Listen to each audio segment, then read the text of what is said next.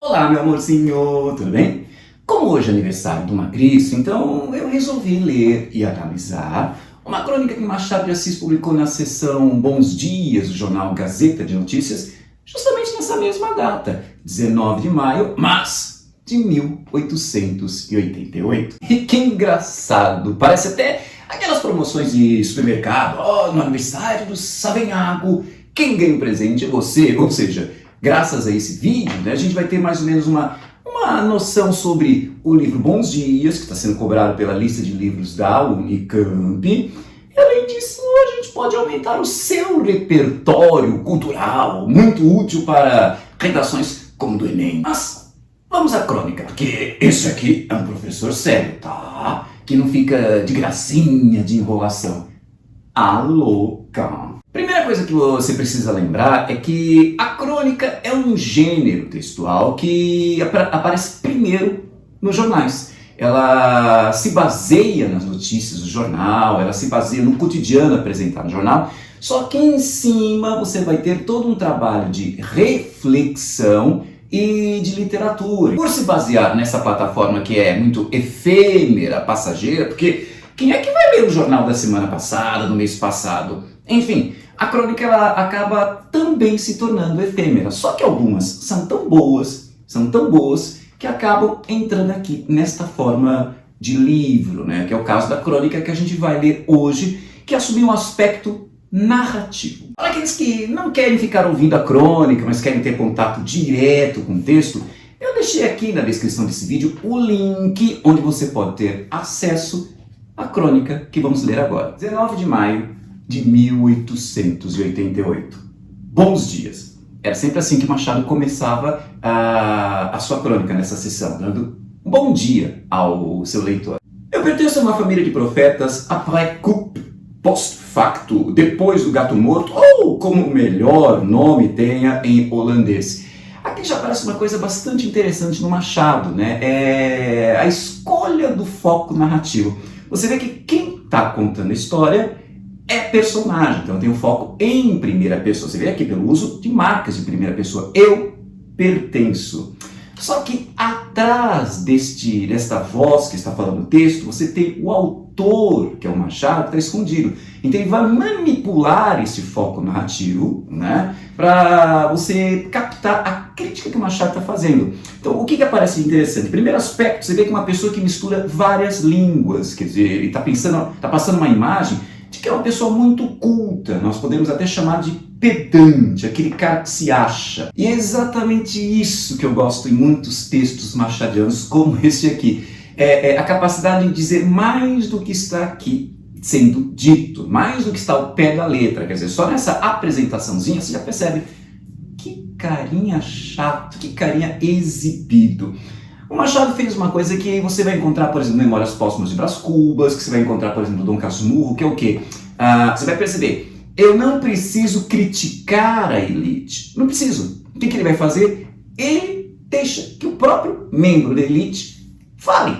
Deixa que ele se queime. Deixa que ele acabe com sua reputação. É isso que você vai ver no decorrer desse discurso em primeira pessoa. Mas continuemos a leitura. Ele diz aqui, por isso, digo, e juro, se necessário for, que toda a história desta lei de 3 de maio estava por mim prevista.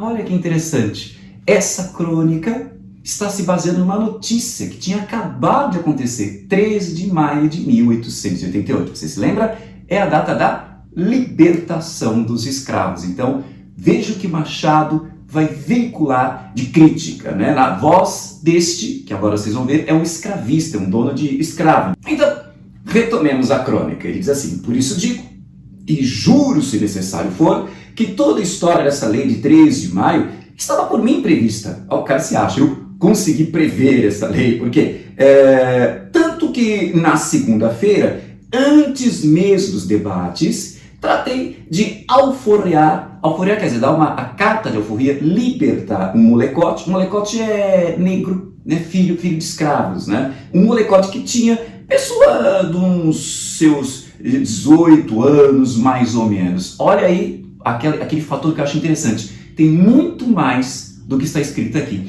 Quando diz mais ou menos 18 anos, tem alguma coisa ilegal. Porque se esse menino tem menos de 18 anos, ele nasceu dentro da vigência da lei do ventre livre. Então não seria escravo dele.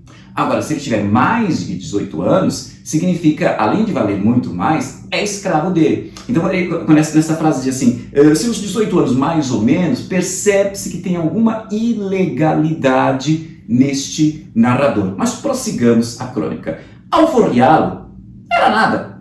Entendi que, perdido por 1.500, e dei um jantar. Olha, interessante essa coisa do dei um jantar. Quer dizer, eu vou comemorar, por meio de um jantar, a libertação desse escravo. Então é uma coisa que aparece direto nos textos do Machado de Assis, a personagem muito mais preocupada com status, com a nomeada, é uma personagem exibida. Né? Não é simplesmente libertar o cara, precisa dar um jantar para todo mundo ver, nossa, como você é bom, hein? E veja um cara que era escravista, agora ele é abolicionista, ou ele é alguém que quer passar a imagem de abolicionista. Tá notando? O Machado não disse isso com todas as letras, mas deixa a personagem se queimar. Ela mesmo se mostra cretina.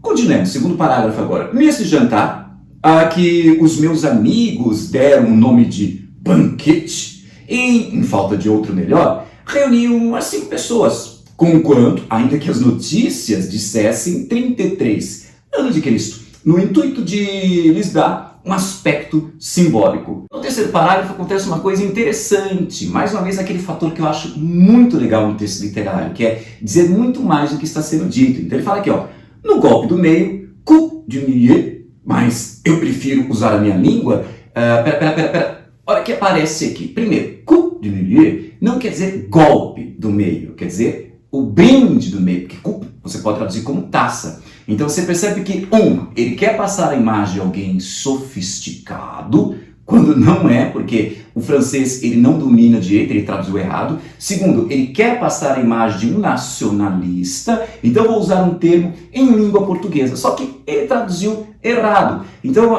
você percebe o Machado tirando sarro dessa elite brasileira que quer passar uma noção de sofisticado, de culta, como é ignorante. Que nem lembra aquela notícia que circulou aí nas redes sociais, dizendo que o Brasil wants Bolsonaro. Nossa, hein? Vamos como você domina inglês, caramba. Mas, retomemos o texto. No golpe do meio, levantei-me eu com a taça de champanhe e declarei que, acompanhando as ideias pregadas por Cristo, sempre esse povo metido a ser cristão, né? esses cretinos, né? Há 18 séculos, restituía a liberdade ao meu escravo Pancrácio. Interessante notar como é o narrador quem deu a liberdade para o Pancrácio, né? Então passa essa ideia de que ele é um cara bondoso, e aí o Pancrácio, esse escravo, ele tem a obrigação de ser eternamente grato a um ato de extrema bondade que é ter recebido a liberdade. Tem muitas implicações pesadíssimas. A liberdade não foi conquistada pelo Pancrácio, né? Ela foi gentilmente cedida por este narrador. Mas continuemos, ele diz aqui, ó, restituir a liberdade ao meu escravo Pancrácio. Eu não sei se esse meu é algo afetivo, ou é uma coisa de posse, mesmo liberto, ele ainda é meu. Ou se não são os dois sentidos valendo aqui, né? Que entendia que a nação inteira devia acompanhar as mesmas ideias e imitar o meu exemplo. Ele se acha, né? Tá vendo? Ele se acha, imitar o meu exemplo. E, finalmente, que a liberdade era um dom de Deus, que os homens não podiam roubar sem pecado. Pancrácio, que estava à espreita, entrou na sala. Olha o detalhe, é um jantar em homenagem à liberdade. Pancrácio, veja quem são convidados, os caras do grupo social deste narrador, e o Pancrácio, que é justamente o que estava sendo libertado, não estava ali. Percebe?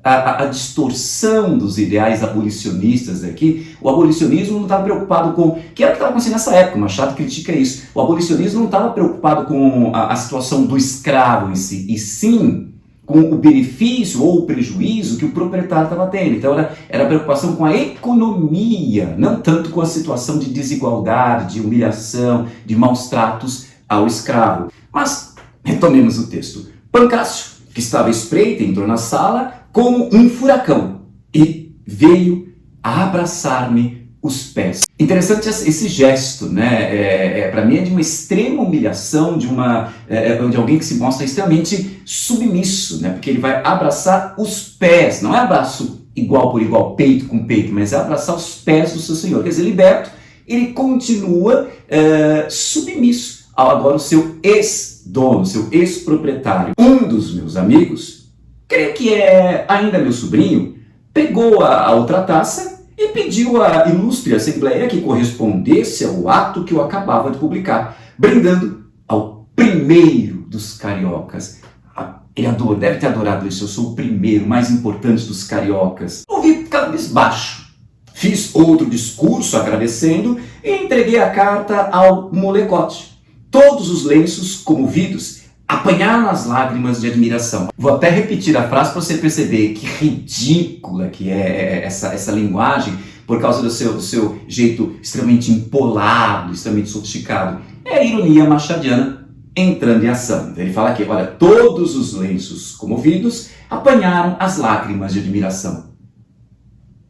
Caí da cadeira e não vi mais nada. De noite, recebi muitos cartões. Creio que estão pintando meu retrato. E suponho que a óleo, imagina, vai ser homenageado com um quadro, né, com um retrato dele. É interessante que aqui eu toco num assunto que aparece toda hora nas obras de Machado de Assis, que é essa coisa do amor à nomeada, o amor ao status.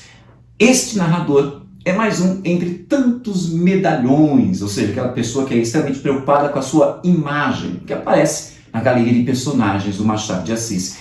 Quer ter mais informação, quer saber muito mais sobre o que seria esse medalhão? Consulte esse videozinho sobre o conto O Medalhão, do Machado de Assis. No dia seguinte, chamei o Pancrácio e disse-lhe com rara franqueza: tu és livre, podes ir para onde quiseres. Aqui tens casa amiga, já conhecida, e tem mais um ordenado. O ordenado que, meu senhor, fico. Olha que interessante, você percebe que o Machado, olha a forma como as personagens se tratam.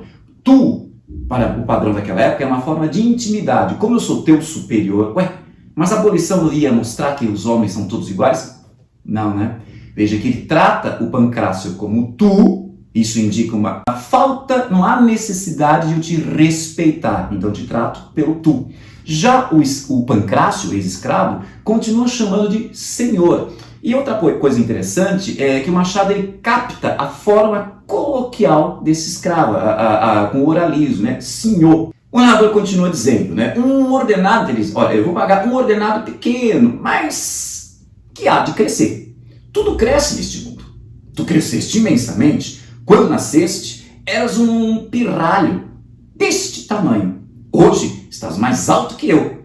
Deixa ver. Olha, é mais alto 4 dedos. O interessante é que o ex-escravo, mais alto do que o seu ex-proprietário, do que o seu ex-dono, e ainda assim, essa questão física, digamos até que mais lógica, biológica, né? Essa questão não entra em ação. É mais alto, só que é ainda submisso por causa desse contexto social. É a escravidão deixando suas marcas. Prossigamos. O Pancrácio lhe responde: Arthur não quer dizer nada não, senhor. Olha, repetindo, ele trata como senhor, portanto ele se mostra submisso, e olha a variedade coloquial sendo usada, é Artura, senhor. Mas o nosso narrador fala assim, pequeno ordenado, repito, uns 6 mil réis. Quanto será que era este salário de 6 mil réis? O John Gladstone, que fez essa seleção das crônicas, né, que preparou essa edição, o John Gladstone ele buscou dados históricos e descobriu o seguinte: uma camisa custava 3 mil réis. Então o cara vai ganhar um salário que só dá para ele comprar o quê? 2 camisas. O aluguel de uma casa de 2 salas, 2 quartos, uma cozinha e um quintal era 30 mil réis. Então o salário que ele vai ganhar não garante condição de vida. Olha o Machado mostrando o que a abolição vai provocar. Veja, a abolição foi em 3 de maio em 19 de maio, ele já está informando, olha, a abolição não vai garantir qualidade de vida por escravizado. Bom, retomemos. Pequeno ordenado, repito, uns 6 mil réis, mas é de grão em grão que a galinha enche o papo. Tu vales muito mais que uma galinha. Olha que engraçado. Além de dar um salário muito baixo, que não garante condições dignas de sobrevivência, ele ainda rebaixa esse Pancrácio, comparando a uma galinha. Já começa com de grão em grão, a galinha enche o papo, né? Ele ainda fala, não, você vale mais que uma galinha. E o coitado, que já introjetou essa humilhação, esse desmerecimento, vamos até dizer que é estrutural, né? Ele entra na regra do jogo e fala, eu valo um galo, sim senhor. Justamente, pois 6 mil réis no fim de um ano, se andares bem, conta com 8 ou 7, nas belamente, e ainda, sabe, ele fala de um jeito como se ele fosse, eu sou bondoso, mas você vai ter que fazer por merecer. Para ganhar quanto? 8 mil réis? Pancrácio aceitou tudo. Aceitou até o peteleco que lhe dei no dia seguinte por não me escovar bem as botas. Efeitos da liberdade. Gente, quando eu li isso, veja, o cara bate, sabe, já é horrível bater num escravizado. O cara já não é mais o seu escravo, né, o seu escravizado, agora ele está empregado. E ele se vê ainda no direito de bater no cara. E olha a justificativa, efeitos da liberdade. Né? Ou seja, a liberdade tornou esse cara extremamente folgado. Não lembram uns discursos que a gente ouve por aí, né? Eu vi nas redes sociais uma pessoa reclamando que, nossa, tá difícil arranjar garçom para trabalhar numa festa que eu estou tentando dar, porque eles estão cobrando demais. Nossa, esse povo pobre, depois que conquistaram seus direitos na era Lula, estão folgados, estão se achando demais. Ou então vi um outro comentário de uma mulher que reclamou que a sua empregada, diarista, não lembro direito, né? Ela fez cocô no banheiro da patroa. Você tem a coragem, empregada, de fazer cocô no meu banheiro? Por aí você já está percebendo de onde é que o Brasil pegou estes costumes. Eu não acho nenhum adjetivo à altura, né, para qualificar a nossa elite. A elite está bem representada aqui nesse escravista, né? Agora, vamos continuar o texto. Ele fala assim, mas eu expliquei-lhe que o peteleco, sendo um impulso natural, não podia anular o direito civil adquirido por um título que lhe dei. Ele continuava livre e eu de mau humor. Eram dois estados naturais, quase divinos. Gente, olha a desculpa que ele está dando, né? Vai dizer que são coisas naturais, a liberdade dele, né? E o meu mau humor. Então é natural, é normal que eu bata no cara. Notem como ele está conseguindo caracterizar o nosso machadão. A nossa elite como sórdida. Mas continuemos. Tudo compreendeu o meu bom Pancrácio. Interessante essa expressão, o meu bom Pancrácio. Tem um pouco de ironia, tem um pouco da ideia de afetividade. Isso é que é o pior na Constituição Social brasileira, né? Toda essa opressão vem misturada a uma afetividade. Então você percebe que são relações muito pessoais que parece que anestesiam ou diminuem a possibilidade de protesto, de confronto. É meu amiguinho, né? Amiguinho não, é o meu bom Pancrácio. Então volta àquela dúvida que é bem proposital aqui. Esse meu bom Pancrácio, esse meu é afetivo, como você fala para sua namorada, meu amor, ou é posse, é meu? Mas é empregado, não é mais escravo. Como se as coisas, parece que Machado está querendo dizer isso, como se as coisas tivessem mudado tanto. Mas voltemos ao texto. Daí para cá, tenho-lhe despedido alguns pontapés, um ou outro puxão de orelhas, e chamo-lhe besta quando lhe não chamo filho do diabo. Coisas todas que ele recebe humildemente. E Deus me perdoe. Creio que até alegre. Gente, olha a Constituição, olha a descrição de um contexto social tão cruel, tão terrível, dramática, né, que o Machado nos apresenta. O cara apanha do patrão e ainda assim está alegre, não, porque é afetivo, então há uma relação pessoal afetiva. Que é isso? Aí o último parágrafo da crônica, o narrador fala assim, o meu plano está feito, quero ser deputado. Olha lá o porquê da abolição. Não é porque eu estou preocupado com a situação do negro, né? Parece aquelas pessoas que fazem filantropia para postar nas redes sociais, eu quero obter status, prestígio graças a isso. Então, eu quero ser deputado. E na circular que mandarei aos meus eleitores, direi que muito antes da abolição legal, já eu em casa, na modéstia da família, sempre esse povo defendendo a família, nossa, eles não respeitam o que é verdadeiramente família, né? Libertava um escravo, ato que comoveu a toda gente que dele teve notícia. Que este escravo, tendo aprendido a ler, escrever e contar, simples suposição, então professor de filosofia no Rio das Cobras, que os homens puros, grandes e verdadeiramente políticos, não são os que obedecem à lei, não são os que obedecem à lei. Olha que raciocínio perigoso, esses homens políticos, os bons, não são os que obedecem à lei. Agora parece que eu vou consertar. Não são os que obedecem à lei, mas os que se antecipam a ela, dizendo ao escravo, és livre, antes que o digam os poderes públicos, sempre retardatários, trôpegos e incapazes de restaurar a justiça na terra pela satisfação do céu. Veja que é um discurso até bonito, né, pomposo, né, mas que esconde um lado canalha, calhorda, cretino. Até fico tão indignado que eu erro até os adjetivos, eu erro até a dicção, a fala. Então, o que é que fica de útil da leitura dessa crônica? Primeiro é você perceber como Machado, ele, diferente dos outros realistas que faziam aquela crítica, né, pesada contra a elite, né, muitas vezes até panfletária, como você vê, por exemplo, em Essa de Queiroz, o Machado foi muito mais criativo e até mais convincente quando ele deu voz à própria classe social a ser criticada. Deixe que ele fale, deixe que ele próprio se queime. Além disso, é interessante notar que tipo de elite, de classe social poderosa que está sendo exposta aqui. É a classe que foi escravista e agora se diz abolicionista. Bem esse contexto da construção de um novo Brasil, que vai pegar as crônicas, essas crônicas vão pegar essa fase, que é as vésperas da abolição até as vésperas da proclamação da República. É quando está surgindo o novo Brasil. E você está percebendo que parece que não tem nada de novo. Quer dizer, a novidade só está na casca, no discurso, porque a prática continua a mesma. O cara continua batendo no seu escravizado, continua dando condições indignas de sobrevivência. Enfim, o que aparece aqui é aquela velha questão de mudo as coisas, vamos mudar as coisas para continuar tudo na mesma. Eu, que era escravista, mudo, assumo o discurso abolicionista, mas para quê? Para que eu continue no poder.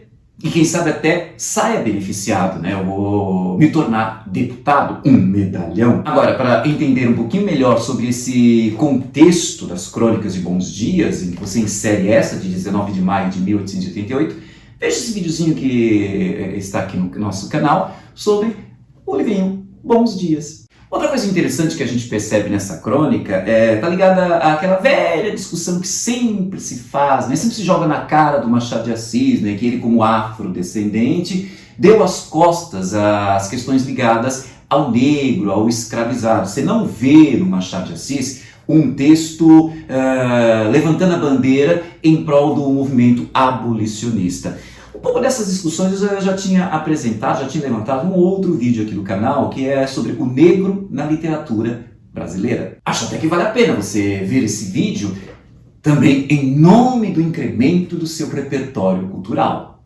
Mas o Machado, ele toca nessa questão do negro, né, da injustiça social a que o negro é submetido, em contos como O Pai contra a Mãe, ou então você vê na figura do Prudente, no Memórias Póstumas de Brás Cubas, lembra que era o escravo da família do Brás Cubas, sofreu muito, né, desses ataques sádicos do Brás Cubas, e aí quando o Prudêncio, lembra, ganhou a sua cartoforria, ganhou a sua liberdade, o que ele fez? Ele reproduziu o sistema, quer dizer, legitimou o sistema, ele, liberto, comprou um escravo e descarregava nesse escravo tudo aquilo que ele havia recebido de maus tratos do Brás Cubas. Enfim, alguém ainda tem coragem de dizer que o Machado de Assis deu as costas para o negro escravizado no Brasil? É que a gente tem que ter em mente que, na verdade, a pegada do Machado de Assis é outra, né? Ele está muito mais preocupado em falar da natureza humana